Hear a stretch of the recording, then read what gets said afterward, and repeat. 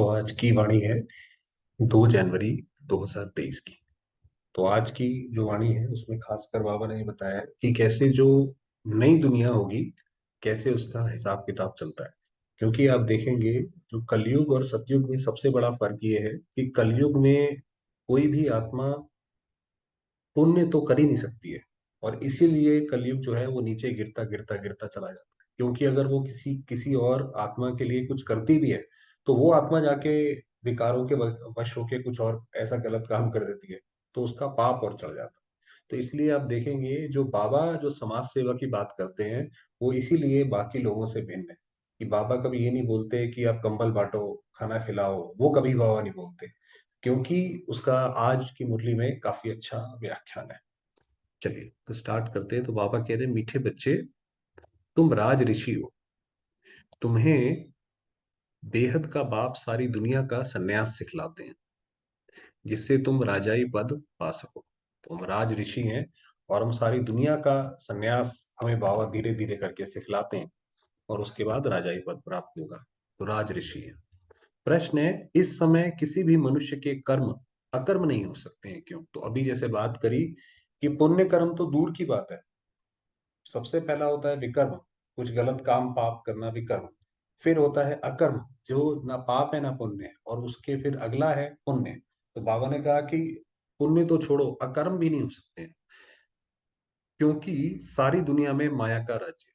क्योंकि आपने किसी को खाना खिलाया और उसने जाकर खाना खाने के बाद चोरी कर ली, तो वो तो हमारे ऊपर ही आ गया उसका पाप। तो सब में 5 विकार प्रवेश है। इसलिए मनुष्य जो भी कर्म करते हैं वे विकर्म ही बनता है। तो कोई भी कर्म करेंगे, बुद्धि में विकार होगा, तो विकार की दृष्टि से, विकार की वृत्ति से करेंगे, तो वो विकर्म ही बनेगा। वो कभी भी सुकर्म नहीं बन सकता, ना वो अकर्म बन सकता है। सतयुग में ही कर्म कर्म होते हैं। अब सतयुग में कर्म कर्म इसलिए होते हैं क्योंकि सतयुग में जो भी आप किसी को दे रहे हो वो सामने वाले की जरूरत उस है ही नहीं है, क्योंकि हर एक आत्मा भरपूर है। इसीलिए वहां पे भी पुण्य नहीं है, वहां पे सिर्फ अकर्म है। तो पुण्य सिर्फ हम करते हैं, जो बाबा के उस पर चलते हैं वो सिर्फ पुण्य कहलाता है। तो सतयुग में ही कर्म अकर्म होते हैं, क्योंकि वहां माया होती थी। क्योंकि आप किसी को दे रहे हैं, वो तो एक जैसे एक बिजनेस ट्रांजैक्शन, क्या बोला जाए, प्यार में दे रहे हैं, उसको जरूरत नहीं है उस चीज की, तो इसलिए वो अकर्म है। प्रश्न है, किन बच्चों को बहुत अच्छी प्राइज मिलती है?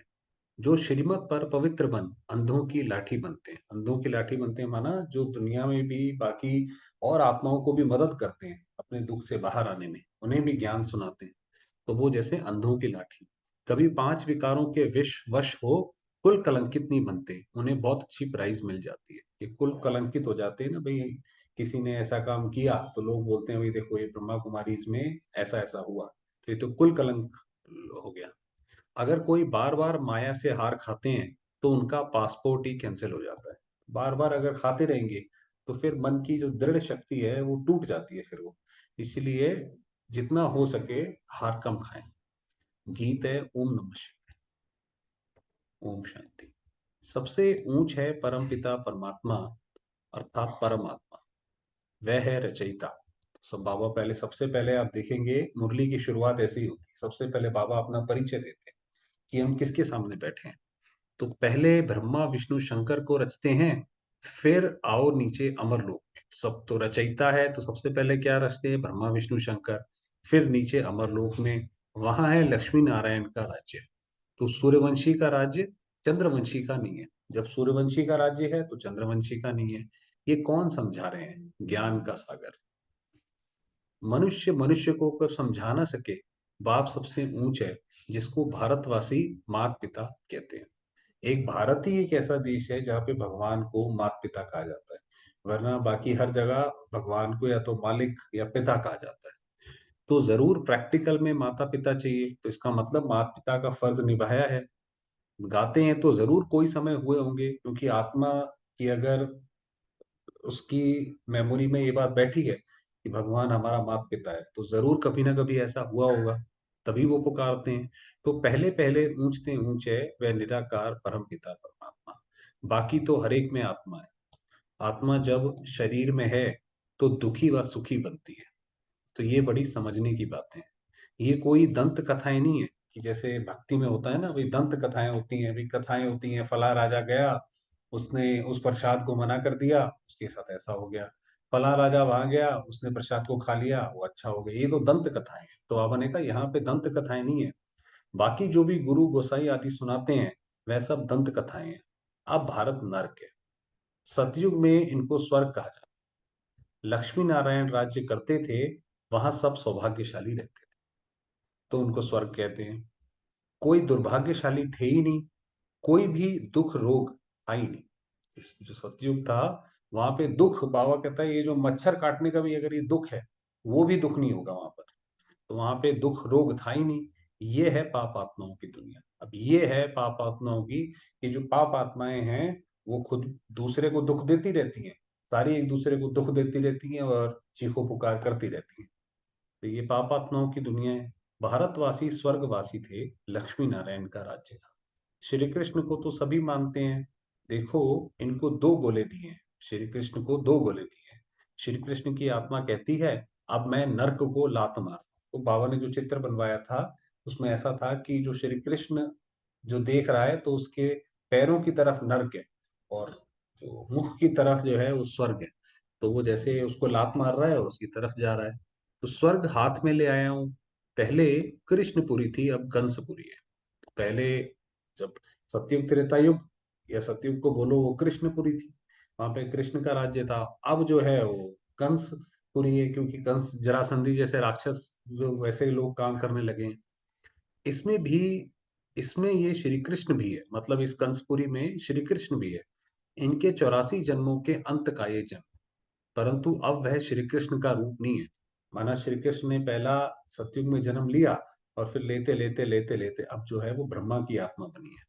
ये बाप बैठ समझाते हैं कि बाप ही आकर भारत को स्वर्ग बनाते हैं। ये अब नर्क है, फिर स्वर्ग बनाने बाप आए। ये पुरानी दुनिया है। माना ज्ञान जो है पहले यहाँ से स्टार्ट होता है कि ये नर्क है, ये पुरानी दुनिया, यहाँ पे दुख है। और फिर आगे शुरुआत होती है कि भाई ये दुनिया खत्म होगी तो नई दुनिया आएगी। शिव बाबा वही बनाने के लिए आए हैं। आप देखिए, वैसे भी अगर कोई मरीज डॉक्टर के पास जाए और मरीज यही ना समझे कि मैं बीमार हूं, तो वो तो फिर डॉक्टर की बात ही नहीं माने। पहले ज्ञान का टॉपिक इसीलिए बाबा कहते हैं कि ये पुरानी दुनिया है। जो नई दुनिया थी अब वह पुरानी है। मकान भी नए से पुराना होता है, आखरीन तोड़ने लायक हो जाता है। अब ये कई लोग जो हैं ये फिलॉसफी को नहीं समझ पाते। वो कहते हैं भाई आप विनाश विनाश कहते हो, ये गलत बात है। मगर हमें ये समझना चाहिए कि कोई भी मकान अगर खड़ा किया है, आप जितनी मर्जी उसको अच्छी तरीके से रखो, वो पुराना तो होगा वो, और आखिरी में तोड़ने लायक होगा ही। तो इसलिए विनाश तो इनएविटेबल है, माना वो तो होगा ही होगा। तो अब बाप कहते हैं मैं बच्चों को स्वर्गवासी बनाने राजयोग सिखाता हूँ। तुम हो राज ऋषि, राजाई प्राप्त करने के लिए तुम संन्यास करते हो विकारों का। तो ये हमारा काम है, हमें राज ऋषि। वह हद के सन्यासी घर बार छोड़ जंगल में चले जाते हैं, परंतु हैं फिर भी पुरानी दुनिया में। वो बेहद का बाप तुमको नर्क का संन्यास कराते हैं और स्वर्ग का साक्षात्कार कराते हैं। तो जैसे श्री कृष्ण के लिए बोला कि श्री कृष्ण नर्क को लात मार रहा है, स्वर्ग को अपना रहा है, क्योंकि हम उसकी राजधानी में जाएंगे तो जैसे श्री कृष्ण करेगा हम भी वैसे ही करेंगे। हमें भी नर्क नहीं चाहिए, हम भी स्वर्ग जाएंगे। तो बाप कहते हैं मैं आया हूं तुमको ले जाने। बाप सभी को कहते हैं तुम अपने जन्मों को नहीं जानते हो। तो अपने जन्मों को कोई भी नहीं जानते हैं। ये तो जरूर, जो जैसा कार्य करेगा अच्छा व बुरा, उस संस्कार अनुसार जाकर जन्म लेंगे। तो ये तो वैसे भी होता है। सतयुग की क्या बात है, ये तो कलयुग और द्वापर में भी होता है कि जो आत्मा जैसे कर्म करती है, उसका जो अगला जन्म है उसी हिसाब से उसी घर में जाके होता है। तो अभी हम संगम के अंत में अच्छे कर्म करते हैं, सेवा करते हैं, बाबा के उस पर चलते हैं, पुण्य इकट्ठा करते हैं। उसका फल ये होता है कि अंत अगले जन्म में अच्छा जन्म लेंगे। कोई साहूकार, कोई गरीब, कोई रोगी, कोई तंदुरुस्त बनते हैं। जो रोगी बनते हैं वो रोगी भी ऐसे ही बनते हैं। ये है अगले जन्मों के कर्मों का हिसाब। कोई तंदुरुस्त है तो जरूर आगे जन्म में हॉस्पिटल आदि बनाए होंगे। अगर मान लीजिए कोई तंदुरुस्त है, इस जीवन में कोई बीमारी नहीं है, कुछ नहीं है, तो इसका मतलब जरूर वो पिछले जन्म में कोई हॉस्पिटल की सेवा, दूसरी आत्माओं को शरीर से शरीर का सुख दिया। दान पुण्य जास्ती करते हैं तो साहूकार बनते हैं। तो जो दान पुण्य करता है वो फिर अगले जन्म में साहूकार बनता है, क्योंकि ये तो कर्मों का हिसाब है। जो जो दोगे वही मिलेगा। नर्क में मनुष्य जो भी कर्म करते हैं वे जरूर विकर्मी बनेंगे, क्योंकि सब में पांच विकार है। तो ऐसा कोई मनुष्य नहीं है जिसके अंदर काम, क्रोध, लोभ, मोह, अहंकार ना हो। और अगर उसके अंदर ये विकार हैं तो जो भी वो कर्म करेगा मलिन बुद्धि से करेगा, तो वो विकर्म ही बनेगा, गलत ही करेगा, उल्टा ही करेगा। अब सन्यासी पवित्र बनते हैं, पाप करना छोड़ देते हैं, जंगल में जाकर रहते हैं। परंतु ऐसे नहीं कि उनके कर्म अकर्म होते हैं। बाप समझाते हैं इस समय है ही माया का राज्य, इसलिए मनुष्य जो भी कर्म करेंगे वह पाप ही होंगे। माना अगर सन्यासी भी अगर वहां पे भी जाते हैं तो भी उनसे भी पाप ही होंगे। भाई आप वहां चले जाओगे, खाना तो गृहस्थियों का ही खाओगे, और वो गृहस्थी या जो जिसका भी खाओगे वो पता नहीं कैसे कैसे, उसके अंदर भी पांच विकार हैं। कोई थोड़ा कम पाप करेगा, कोई थोड़ा ज्यादा पाप करेगा। तो अगर उनका भोजन आप खाओगे तो जैसा अन्न वैसा मन, तो मन तो फिर दोबारा सन्यासी का भी वैसे ही हो गया। तो इसलिए बाबा ने कहा कोई भी मनुष्य जो कर्म करेंगे वह पाप ही होंगे। सतयुग त्रेता में माया होती नहीं, इसलिए कभी विकर्म नहीं बनते, इसलिए वहां विकर्म नहीं बनते, ना दुख होगा। विकर्म नहीं है, अगर गलत काम ही नहीं करा, बीज ही गलत नहीं डाला, तो फिर दुख कहाँ से आए? दुख है ही नहीं। इस समय एक तो है रावण की जंजीरें, फिर भक्ति मार्ग की जंजीरें। एक तो रावण ने पांच विकारों में जकड़ रखा है, और उससे छूटने के लिए आदमी जो है, आत्माएं भक्ति की तरफ भागती हैं, उसकी अलग जंजीर है। वहां पे गुरु के चक्करों में फंस जाती हैं, गुरु डराते हैं कि भाई ऐसा करा तो ऐसा होगा। तो जन्म जन्मांतर धक्के खाते आए हैं, इसीलिए कोई भी ठोर ठिकाना मिला नहीं। यहाँ पे रावण दुखी करता है, और अगर वहां पे जाते तो वहां पे दूसरे तरीके का दुख है, भगवान तो मिला ही नहीं। बाप कहते हैं हमने आगे भी कहा था कि इन जब तब आदि से मैं नहीं मिलता हूँ। गीता में आता है ना, चारों तरफ लगाए फेरे फिर भी हरदम दूर है। गीता में नहीं, है तो गीत है, फिर गीता में ये आता है कि जब तब से नहीं मिलता हूँ। बाबा कह रहे हैं मैं उससे नहीं मिलता हूँ। मैं आता ही तब हूँ जब भक्ति का अंत होता है। तो भक्ति किस लिए की जाती है? कि भाई भगवान की भक्ति की जाती है, उसकी कीर्ति गाई जाती है, कीर्ति का गायन वो भक्ति है। तो वो भक्ति पूरी हो गई तो स्वयं भगवान मिल गए, तो भगवान मिले माना ये ज्ञान मिला। भक्ति शुरू होती है द्वापर से। मनुष्य दुखी होते हैं तब याद करते हैं। तो जब मनुष्य दुखी होते हैं, क्योंकि आत्मा की जो भी चीज है, उसके कर्म, उसकी मेमोरीज, उसके संस्कार, वो सब अविनाशी है। तो आत्मा ने अगर एक बार इस सुख कहीं से भोग लिया, तो जब उसको दुख आएगा तो उसको यहाँ की वहां की याद आएगी। तो जैसे ही वो दुखी होती है उसको याद आता है कि मुझे सुख किसने दिया था, शिव बाबा ने, इसीलिए वो शिव की भक्ति स्टार्ट करती है। सतयुग त्रेता में है सौभाग्यशाली, और यहाँ है दुर्भाग्यशाली, रोते पिटते रहते हैं। यहाँ पे जो मनुष्य हैं वो हर चीज को लेकर दुखी होते हैं, रोते पिटते रहेंगे, ये नहीं मिला, वो नहीं मिला। अकाले मृत्यु होता रहता है, आप देखिए कितना न्यूज में आप देखेंगे तो कितना मृत्यु होता है अकाले। बाप कहते हैं मैं आऊंगा तब जब नर्क को स्वर्ग बनाना है। भारत प्राचीन देश है, जो पहले थे उनको ही अंत तक रहना है। 84 का चक्र गाया जाता है। गवर्नमेंट जो त्रिमूर्ति बनाती है, जो वो कोट ऑफ आर्म्स का, जो वो तीन शेरों का वो है त्रिमूर्ति बनाती है, उनमें होना चाहिए ब्रह्मा विष्णु शंकर, परंतु जानवर लगा देते हैं। जैसी बुद्धि वो जानवर शेर का बना देते हैं। तो होना चाहिए ब्रह्मा विष्णु शंकर। बाप रचयिता का चित्र है नहीं, और नीचे चक्र भी लगाया है। माना वो जो वो झंडे में चक्र लगाया है, और शिव बाबा जो रचयिता है उसको उसका पता ही नहीं है।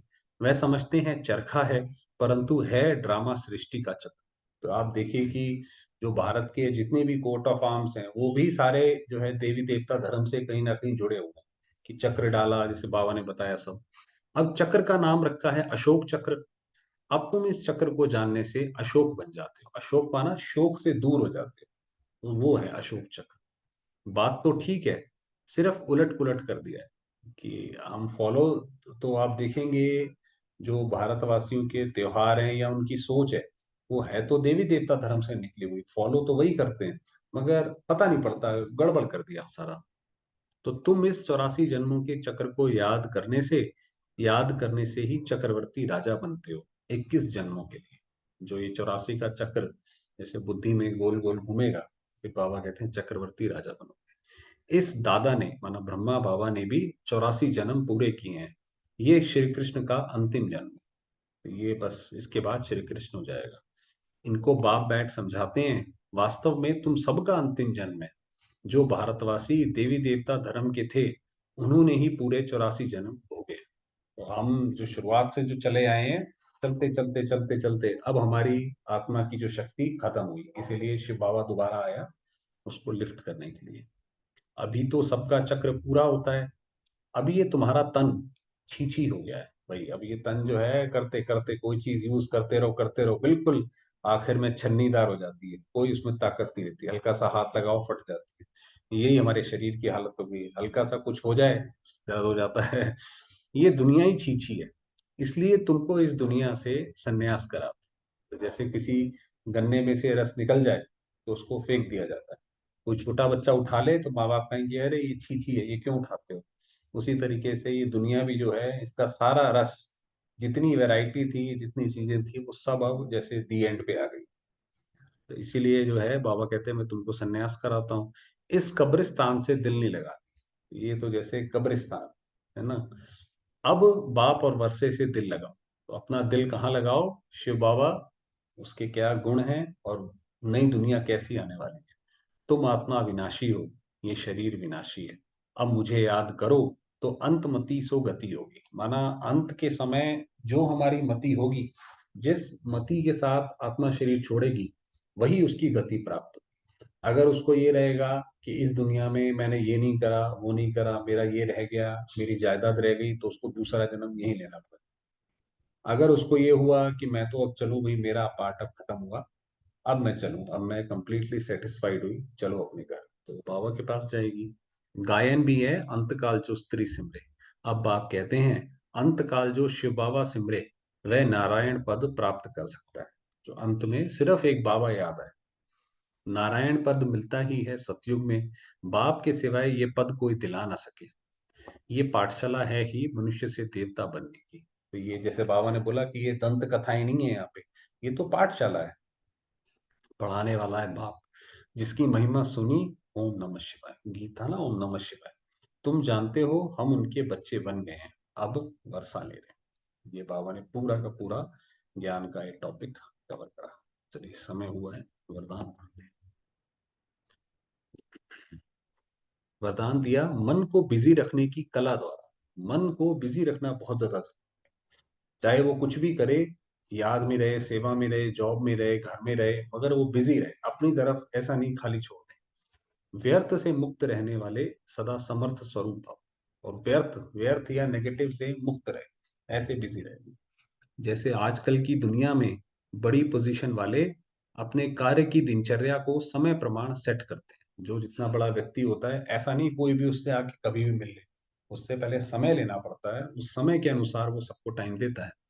ऐसे आप जो विश्व के नव निर्माण के आधार मूर्त हो, जो विश्व का नव निर्माण हो रहा है उसके हम ही तो आधार मूर्त हैं। बेहद ड्रामा के अंदर हीरो एक्टर हो। देखिए बाबा कैसे हमारी वो प्रशंसा या हमें याद दिलाते हैं, हीरो एक्टर हो, हीरे तुल्य जीवन वाले हो। आप भी अपने मन और बुद्धि को समर्थ स्थिति में स्थित करने का प्रोग्राम सेट करो कि मैंने अब इतने देर के लिए क्या सोचना है, अब ये प्रैक्टिस करना है, वो प्रैक्टिस करना है। तो माना प्रोग्राम सेट हो कि हमने पूरे दिन में क्या क्या सोचना है। मन को बिजी रखने की कला संपूर्ण रीति से यूज करो कि उसमें कोई भी कमी ना छोड़ो, तो व्यर्थ से मुक्त हो जाएंगे। तो व्यर्थ आएगा भी तो फिर वो बहुत जल्दी चला जाएगा, क्योंकि अगर आप बिजी हो तो फिर आपका ध्यान दूसरी जगह चला जाएगा। कभी भी अपसेट नहीं होंगे, तो अगर हमारा मन होगा तो फिर, अगर ऐसे हमारा प्रोग्राम बना हुआ होगा तो फिर मन क्यों अपसेट होगा, वही नहीं होगा, उसका समय ही नहीं मिलेगा। ड्रामा के हर दृश्य को देख, स्लोगन है, ड्रामा के हर दृश्य को देख हर्षित रहो, तो कभी अच्छे बुरे की आकर्षण में नहीं आएंगे। क्या होता है, अच्छी चीज होती है तो हम तो बोल पड़ते हैं हाँ भाई ड्रामा कहीं, बुरी चीज होती है तो बोलना मुश्किल पड़ता है। उसको उसके आकर्षण में नहीं है, अच्छा हो गया बुरा हो गया, आप अपनी सम स्थिति रखो। जैसे वो योगी के लिए कहते हैं कि मान अपमान निंदा स्तुति में एक समान। इसलिए अच्छे बुरे की आकर्षण में नहीं आओ। किसी ने अच्छा बोला बहुत खुश हो गए, बुरा बोल दिया दुखी हो गए, ऐसा नहीं। चलिए समय हुआ है, तो दिन बाबा को याद करते हैं। आज बाबा ने बोला आप राज ऋषि।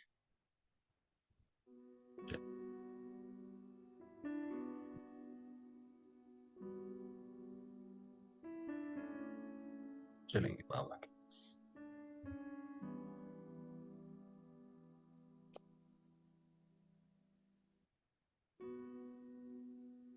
मैं आत्मा ज्योतिर्बिंदु,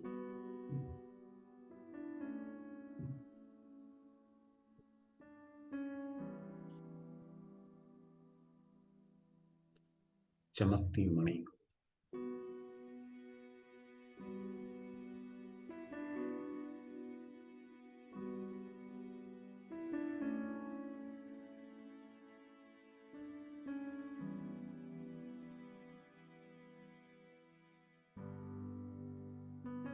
शांति की किरणें चारों ओर फैला रही हूं।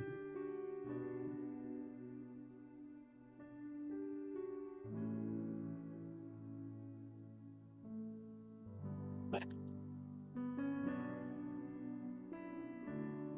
महान, विशेष,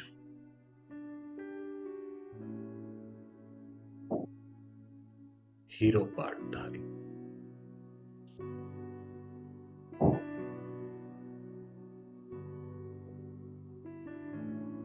शांति की शक्ति से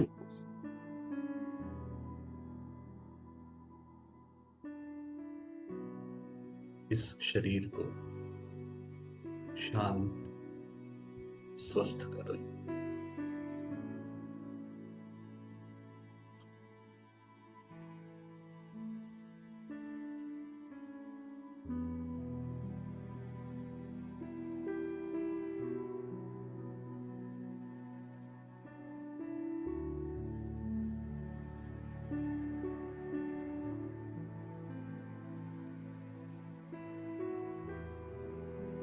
शिव बाबा,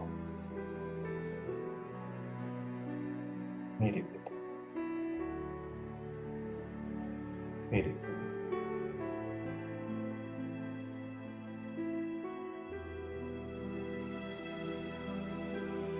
उनकी अपार कृपा,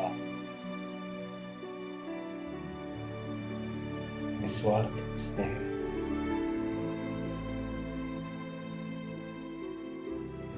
मुझ पर बरस रहा है।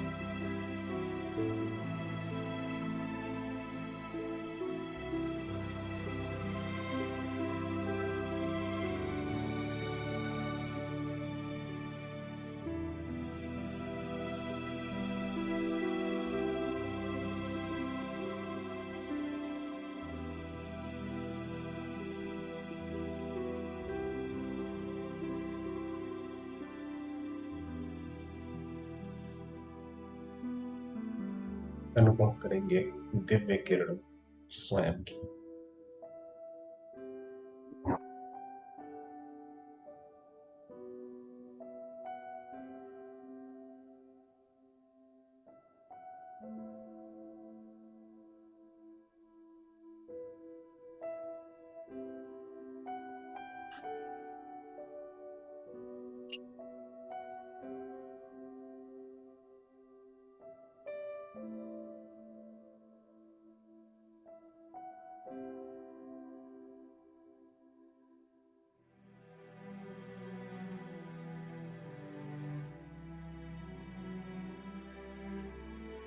बाबा की किरणों को स्वयं में समाती जाती।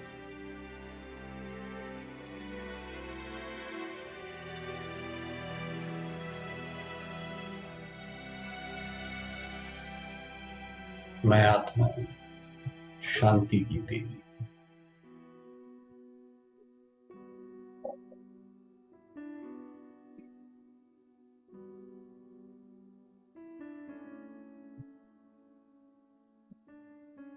शांति की किरणें सारे संसार में फैला रही हैं।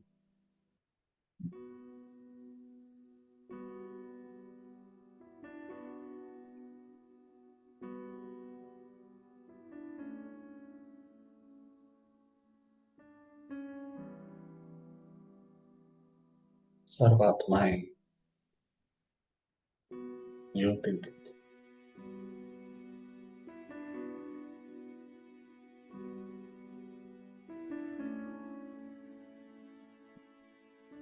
अपने दुखों से, चिंताओं से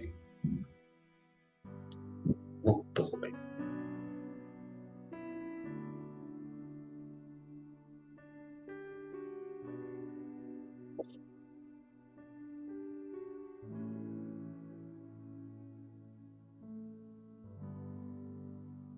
शांति के प्रभु प्रसाद को स्वीकार करो।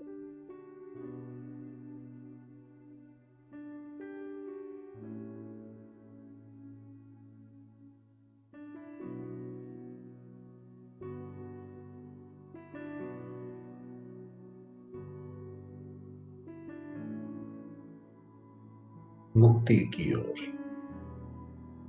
आकर्षित हो रही है।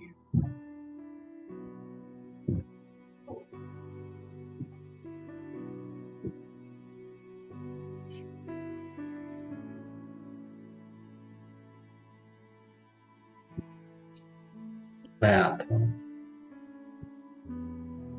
इष्ट देव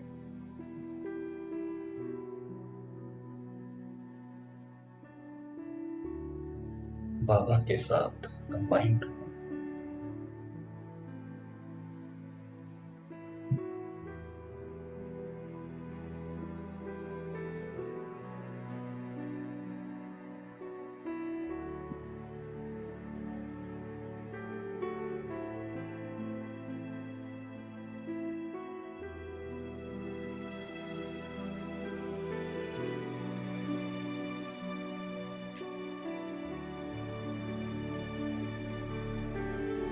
ओम शांति।